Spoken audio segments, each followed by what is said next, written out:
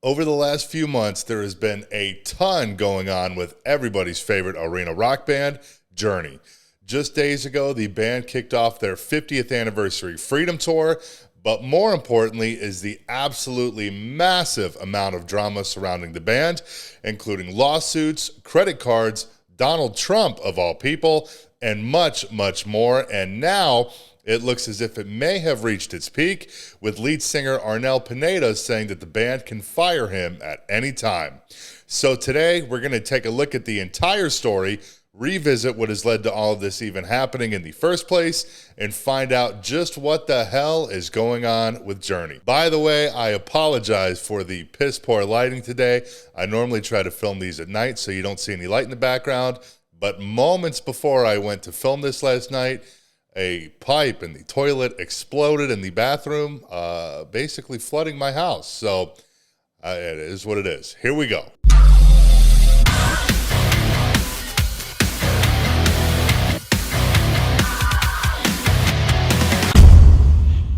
Journey has never really been the most stable of bands, having well over a dozen members in and out throughout the years, somewhat of a revolving door lineup. But since 2020, it's just been a complete shit show. It all started in March of that year, right before the pandemic, when the band fired original bassist Ross Valory, with that being his second stint in the band after leaving in '85 and returning in '95. And drummer Steve Smith, who I believe was on his third stint with the band, rejoining somewhere around 2016. Journey, really just Neal, Schon, and Jonathan Cain, accused the two of launching a, quote, ill-conceived corporate coup d'etat in an effort to gain control of the band's name. The lawsuit, which was seeking damages in excess of $10 million, also noted, quote, defendants Smith and Valory were members of Journey at various times during the band's history. Collectively, they only have a very few song credits on Journey albums. Nevertheless, they were compensated generously for many years. Recently, however, defendants attempted to launch an ill-conceived corporate coup d'etat to assume control of Nightmare Productions because they incorrectly believe that Nightmare Productions controls the Journey name and mark. It goes on to say, with their actions, Smith and Valory have destroyed the chemistry, cohesion, and rapport necessary for the band to play together. Journey can only tour successfully and succeed creatively if it is united and the band members trust one another. The actions taken by Smith and Valory shattered that trust.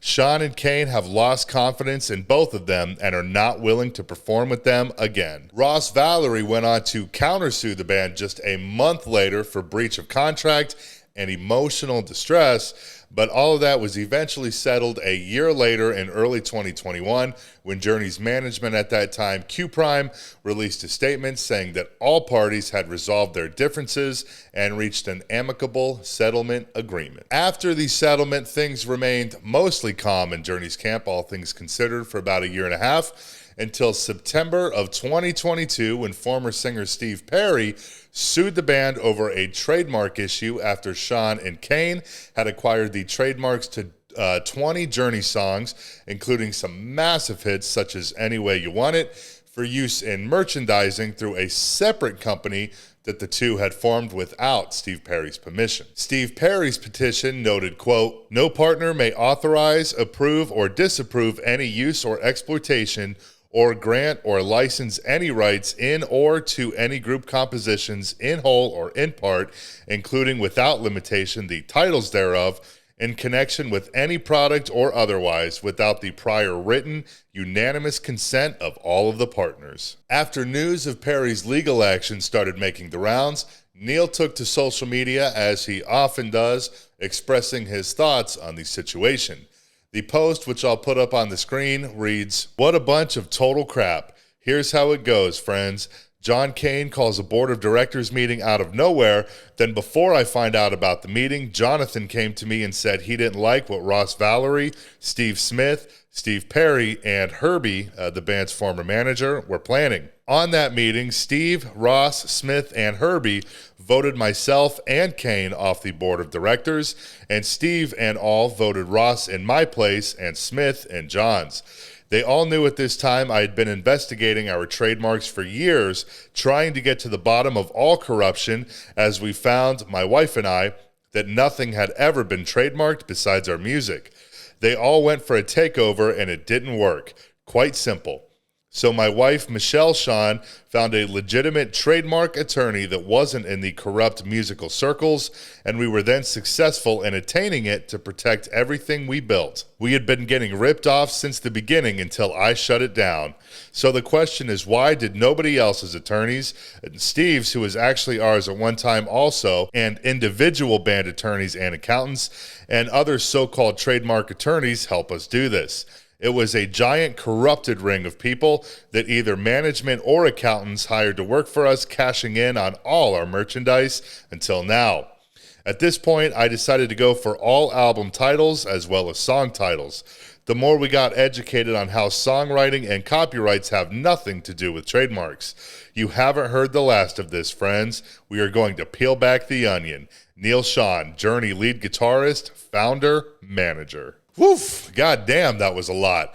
Perry ended up dropping the suit at the start of this year, 2023, but in between him filing and dropping the lawsuit is where the drama really starts to go off the rails, as in November of last year, Neal Schon sued Jonathan Cain, with Neal alleging he was denied access to the band's financial records and accounts. Now, we don't really need to get into all the nitty-gritty of all of that, but the short version is that Neal was alleging that Jonathan Cain was obstructing him from viewing expenses incurred by Cain and his touring party when the band was out on the road, blocked payment to other band members and their crew, and that he opened an American Express credit card account under another business name that the two were 50-50 in, but without Neal's permission or knowledge. We'll get to more on that, though, in just a moment. In the meantime, just 1 month after Neal filed that lawsuit, he also sent a cease and desist to Cain for performing Don't Stop Believin' at Mar-a-Lago with Donald Trump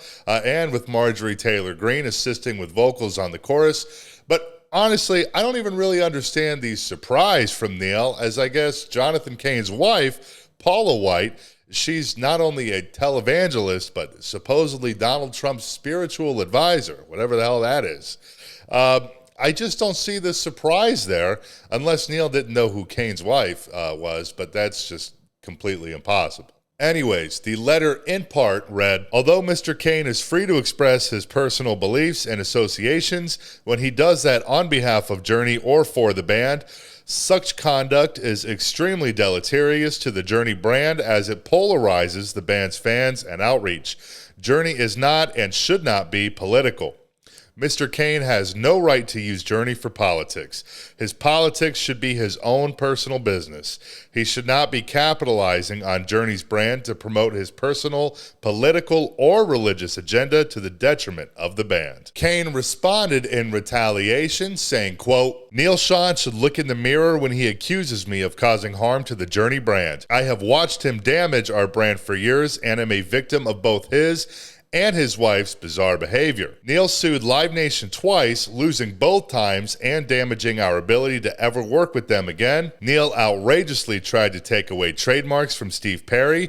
Neal and his wife continually insult the professionalism of numerous accountants, road managers, and management firms with endless legal threats and their bullying, toxic, and incoherent emails. Neal argues online with fans who don't see eye to eye with him, and Neal and his wife recklessly spend Journey's money until there is none left for operating costs. If anyone is destroying the Journey brand, it is Neal and Neal alone. Okay, now back to the American Express lawsuit.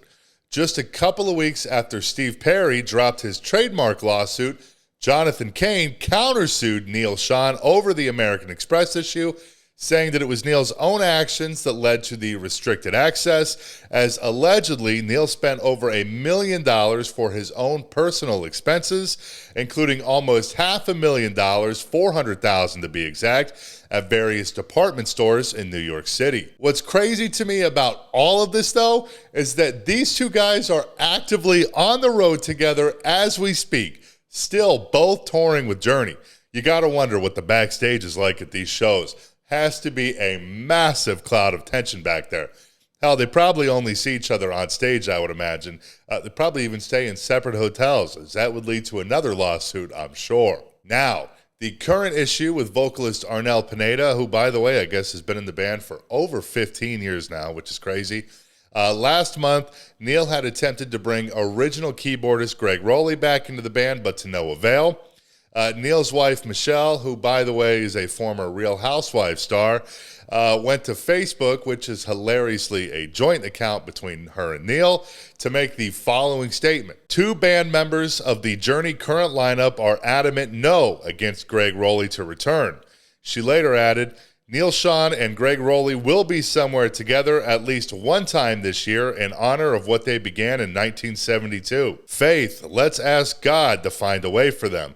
Let's pray for forgiveness for those who hurt Greg Rowley and hope they learn what spirituality is someday. We all love you. That post was made on January 12th, right after the news broke that Jeff Beck had tragically passed away, and Arnel took to Twitter the next day, writing, "You people are unbelievable. Whoever's spreading rumors about me regarding the hashtag Greg Rowley issue are maliciously ignorant. I'm not going to stoop down to your level." Apparently frustrated with the drama within the band, this past weekend on February 4th, Arnel tweeted, "I'm with the band to sing the legacy. If some of them are tired of me being with them, with all means, they can fire me anytime. And don't lecture me about spiritual BS. Hashtag walk the walk." A second tweet stated, "All I know is hashtag I've paid my dues, so stop reminding me where I came from, because it's in my heart every day. You just don't pay attention. I'm not a slave. I'm a human being like anybody else. Hashtag wrong is wrong. Hashtag right is right." That simple. Did you get all of that? There's so much going on in that camp. It's so fucking hard to keep track of. The bottom line, though, is this. If you want to see the band, you should probably do it on this 50th anniversary run that they're on right now, because once it's over, who knows what's going to happen? Hell, who even knows if everyone involved is even capable of finishing this thing out? You just never know with these guys. All right, though, I gotta run. My fiance is waiting for me in the bedroom with open arms and legs, and she said that I can have it any way I want it, so I gotta go. But thanks so much for watching. Feel free to subscribe if you want to see more, and I will see you next time.